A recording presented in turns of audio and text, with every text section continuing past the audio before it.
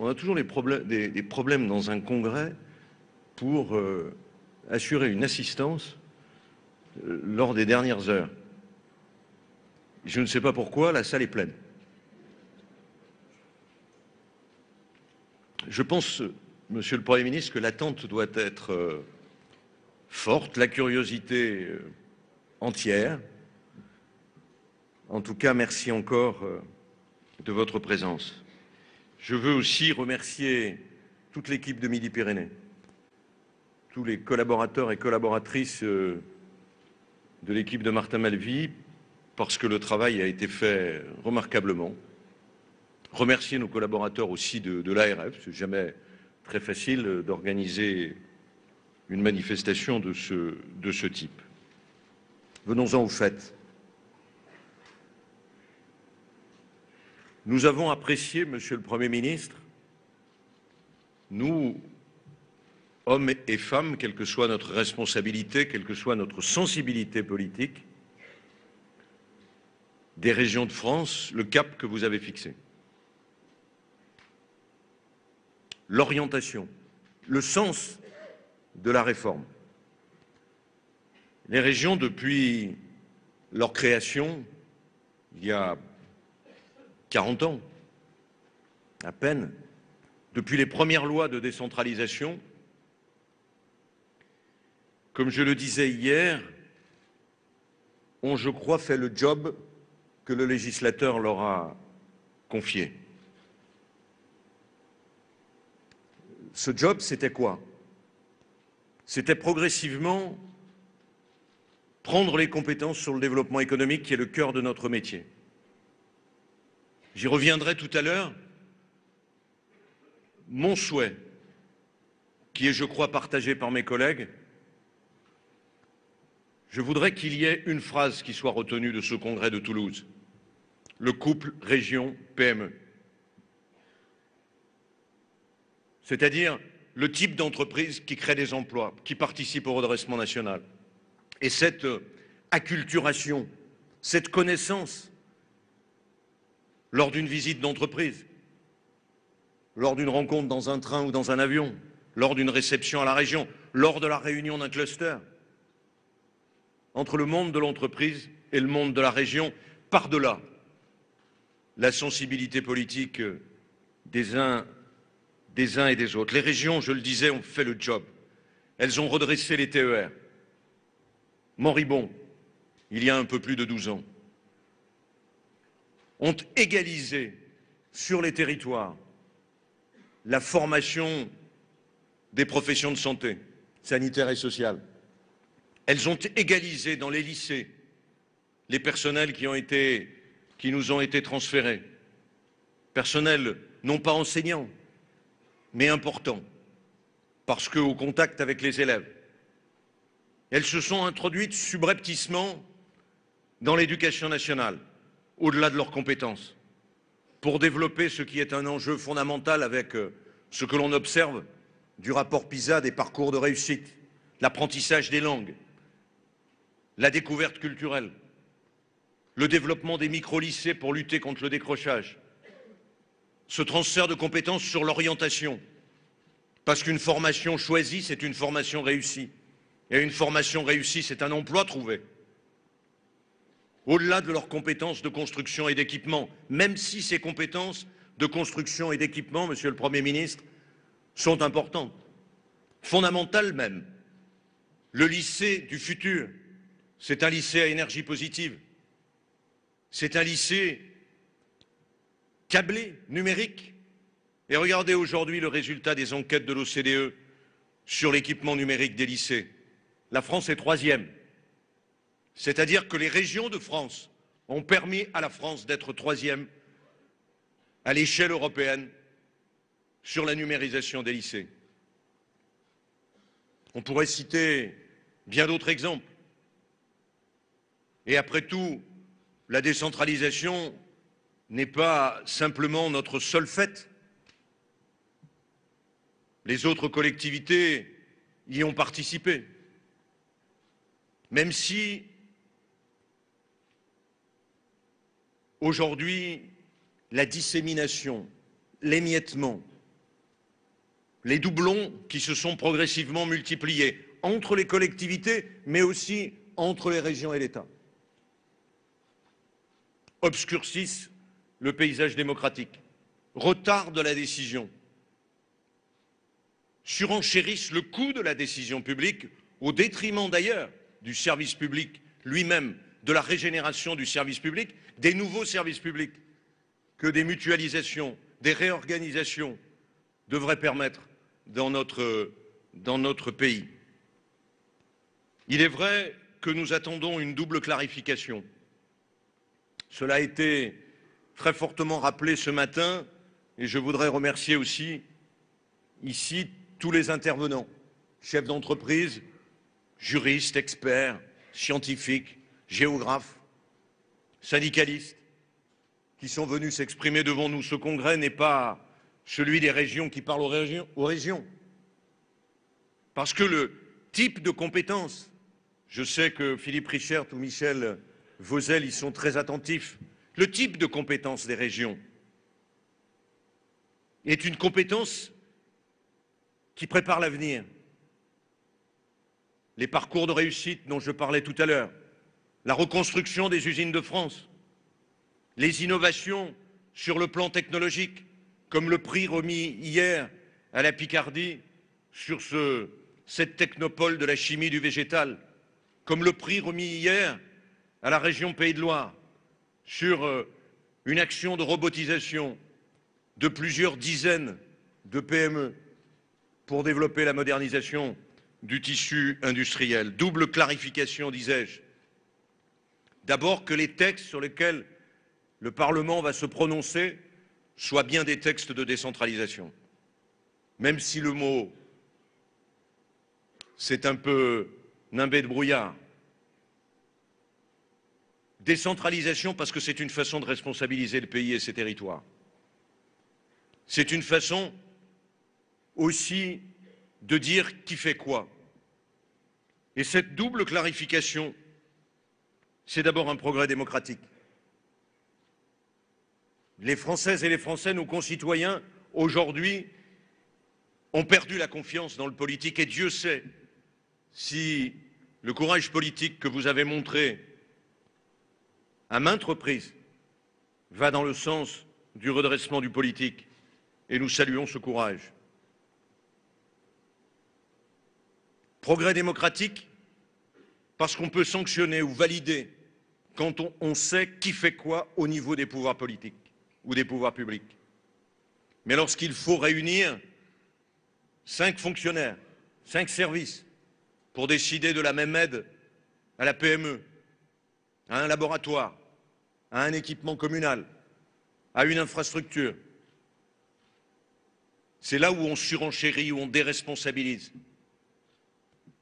Il faut que le progrès démocratique que contient la décentralisation puisse s'affirmer et s'affirmer rapidement. Que le chef d'entreprise ou le chômeur, l'enseignant ou l'ingénieur, les parents ou les retraités sachent qui fait quoi au niveau des pouvoirs publics. Progrès d'efficacité, ensuite. La décentralisation, tous les experts, qu'ils soient géographes, économistes, juristes, l'ont montré, a partout apporté plus d'égalité comme plus d'efficacité dans le domaine de compétences.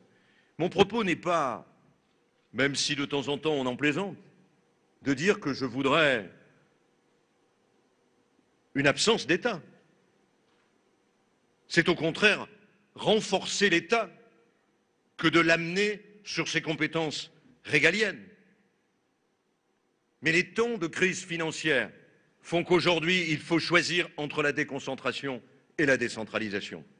Pour des raisons de responsabilité, pour des raisons d'efficacité. J'ai cité l'exemple des TER, je pourrais, bien entendu, aller au-delà. Il faut sûrement, par contre, et je m'adresse à nos collègues conseillères et conseillers régionaux, que nous sachions mieux, au niveau de notre Association des régions de France, porter nos initiatives, valoriser nos expériences, y compris leurs résultats, Et quand le gouvernement de notre pays reprend l'initiative de la caution sur les loyers ou sur le dépôt de caution, c'est à une initiative régionale qu'elle étend ce dispositif. Quand le gouvernement reprend les prêts à taux zéro au niveau de la transition énergétique, c'est à une initiative picarde que le gouvernement le doit. J'ai parlé tout à l'heure de la robotisation des PME, de la plateforme de recherche-développement sur la chimie du végétal en Picardie. Ce que les régions de France veulent vous dire aujourd'hui, Monsieur le Premier ministre, c'est d'abord qu'elles sont non seulement disponibles, non seulement volontaires, qu'elles ont non seulement l'envie, mais la passion, aux côtés du gouvernement, de redonner du sens à la politique, de redonner de l'espoir aux jeunes de ce pays singulièrement, à travers notre cœur de métier, parce qu'il est essentiel, le développement économique. J'ai eu l'occasion de vous le dire directement 50 fois. Ce sont nos PME qui créent l'emploi. Nous avons la chance d'avoir des grands groupes, mais ils sont aspirés à l'international. C'est donc les PME qu'il faut accompagner. Et là, nous avons un retard par rapport aux autres pays européens. Nos PME sont en concurrence, et singulièrement ici, en Midi-Pyrénées ou en Aquitaine, sur l'aéronautique, avec les PME allemandes, les PME italiennes, les PME d'Europe du Nord ou autrichiennes. Et quand nous faisons le bilan de l'accompagnement ciblé à ces PME, le différentiel est de 1 à 5.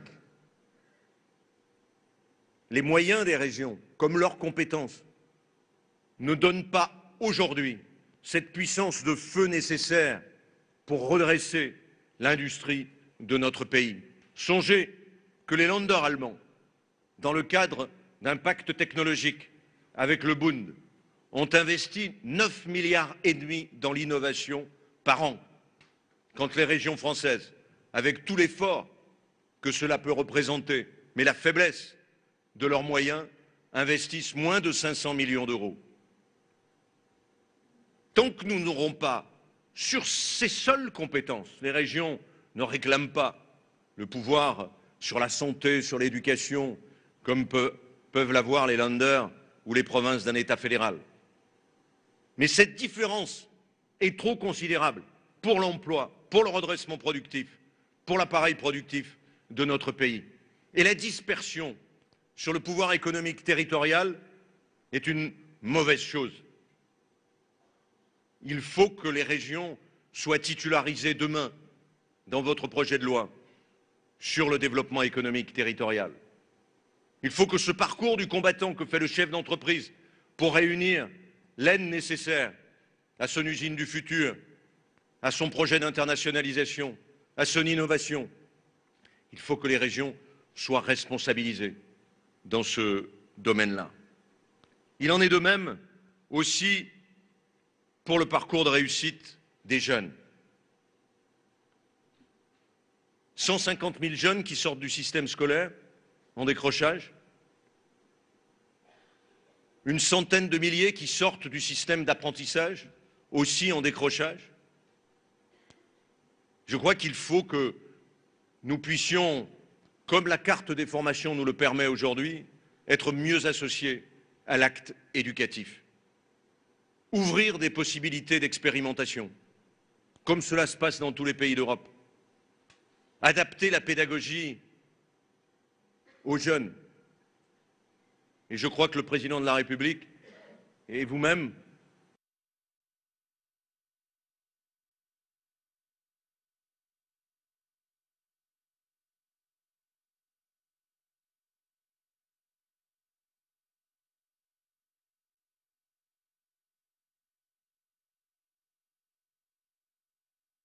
nous avons le sentiment d'être au milieu du gué aujourd'hui. Et encore une fois, nous ne réclamons pas d'autres responsabilités, sauf peut-être la cohérence du système de mobilité, la cohérence de cette relation qui va de la formation en passant par la recherche jusqu'à l'acte de créer et de développer son entreprise. L'aménagement du territoire, bien entendu. Notre relation à l'agriculture. L'aménagement du territoire, dont participe la transition énergétique.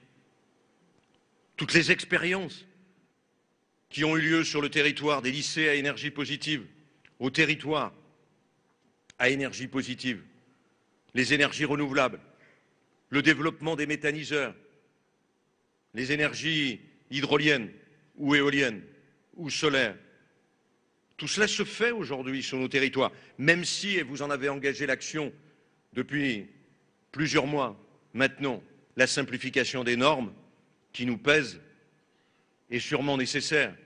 Mettre 5 ans de procédure pour qu'un groupe d'agriculteurs puisse inaugurer leur méthaniseur, alors qu'en Allemagne, c'est une année, est une des réformes que nous attendons aussi de votre part.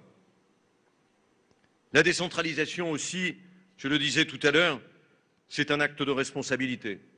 Les régions ne sont ni sous-traitantes, ni sous tutelle. Et lorsque l'on responsabilise un adulte, quelque part, il est plus efficace. Je parlais d'expérimentation, y compris dans l'organisation territoriale. La proposition de l'Assemblée de Bretagne ou de l'Assemblée d'Alsace nous semble aussi être une bonne idée. L'idée que certains services publics émiettés sur le territoire, non coordonnés, avec parfois beaucoup de critiques, qui ne portent pas sur la qualité des agents de ces services publics, je pense notamment aux services publics de l'emploi, des expérimentations de pilotage régional puissent être organisées.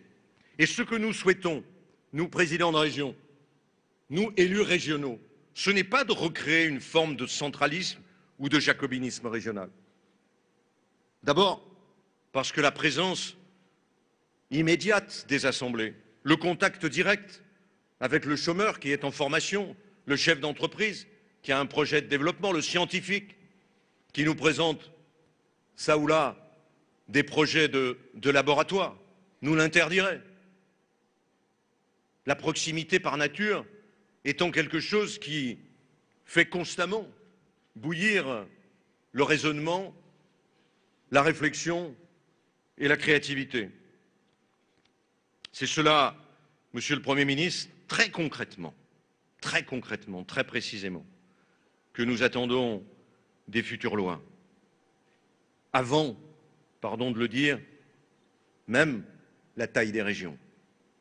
Bien sûr, il y a les moyens. Martin Malvy a coutume de préciser avec des chiffres assez chirurgicaux ce qu'est le changement de modèle des régions à partir de 2010 et de 2011. L'absurdité du dispositif dont nous héritons, vous comme nous, c'est que la fiscalité des régions est complètement antinomique avec ses compétences. En quelque sorte, tout l'effort que font les régions pour le développement économique voit le retour sur investissement, c'est-à-dire la CVAE qui a succédé à la taxe professionnelle, retomber sur d'autres niveaux de collectivité.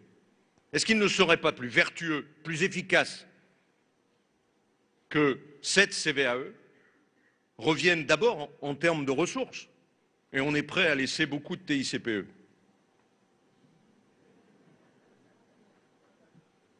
À la région, de telle sorte qu'il y aurait une forme de récompense, une forme de vertu à une fiscalité cohérente avec le développement. Je voudrais aussi, sur ces ressources, évoquer le problème des contrats de plan. Vous allez en parler tout à l'heure. Nous nous sommes vus il y a une semaine. Le contrat de plan, depuis les années 80, a structuré beaucoup de choses dans notre pays. D'abord, il est regardé à la loupe par les entreprises du bâtiment, par les entreprises qui sont les secteurs économiques qui sont en lien avec l'action publique. C'est une façon d'avoir confiance dans les 7 ou 8 années qui viennent. Ensuite, Ces contrats de plan ont structuré depuis de longues années la modernisation de notre service ferroviaire, puisque nous sommes allés au-delà de nos compétences, pas simplement faire rouler les trains, mais réhabiliter les voies. Et Dieu sait si dans nos régions du Sud-Ouest, nous en avions besoin. Là, il faut aussi, parce que nous sommes la seule collectivité à ne pas avoir cette ressource, appelons-la le versement transport, la taxe carbone ayant été évacuée pour des raisons sûrement nécessaires. Mais en tout cas, il y a là une réflexion qu'il faut mener. La mobilité, l'intermodalité, l'enseignement supérieur et la recherche notamment les écoles d'ingénieurs, le développement du logement étudiant. Les régions ont co-géré, cofinancé, et parfois au-delà même de ce que l'État apportait, la modernisation du tissu universitaire, scientifique, technologique et du cadre de vie des étudiants et des universitaires. C'est aussi la transition énergétique, si indispensable, pas simplement à l'état de la planète, mais aussi aux emplois de la France, aux technologies nouvelles. Le mode centralisé de gestion de l'énergie nous a fait perdre beaucoup de temps. Il faut qu'aujourd'hui nous puissions disperser, développer, créer des énergies renouvelables, pas simplement saines, mais portant aujourd'hui aussi un avenir technologique considérable, dans le solaire, dans l'éolien, dans l'hydrolien, dans la méthanisation, dans l'utilisation de l'énergie végétale. Il faudra bien passer un jour du carbone fossile au carbone végétal. Toutes les régions, j'en fais le pari, même si je n'en ai pas la connaissance sur toutes, sont en train d'animer des laboratoires pour voir comment on pourra demain transformer la cellulose, soit en pétrole, soit en matières premières non fossiles. Cette action-là, nous devons y faire référence dans le contrat de plan et je sais que vous êtes sensible, Monsieur le Premier ministre, à ce que ces contrats de plan État-région soient un geste politique fort de coopération entre l'État et les régions avec leurs compétences partagées et en même temps un signal positif pour l'avenir. Voilà, Monsieur le Premier ministre, le message que nous souhaitions vous passer. Du concret, dans le cap que vous avez fixé, du concret pour nos ressources, du concret à travers les CPER, et puis ce sentiment de confiance aussi, même si nous avons été échaudés 1000 fois ces 15 dernières années, sur l'avenir des régions de France. Je dis régions de France parce qu'elles participent à l'avenir, de par leurs compétences, de par leur énergie. C'est un message d'optimisme que ce congrès veut porter, parce que les choses avancent, parce que ce couple région-PME, ce message autour de cette proximité, de ce qui va créer l'emploi et l'énergie de la France demain est essentiel. Faire réussir les régions, Monsieur le Premier ministre, c'est aussi faire réussir la France. C'est ce que vous ont dit nos collègues hier soir, c'est ce que je vous redis aujourd'hui. Merci encore de votre présence et souhaitons bonne chance au texte futur que vous allez soumettre au Parlement.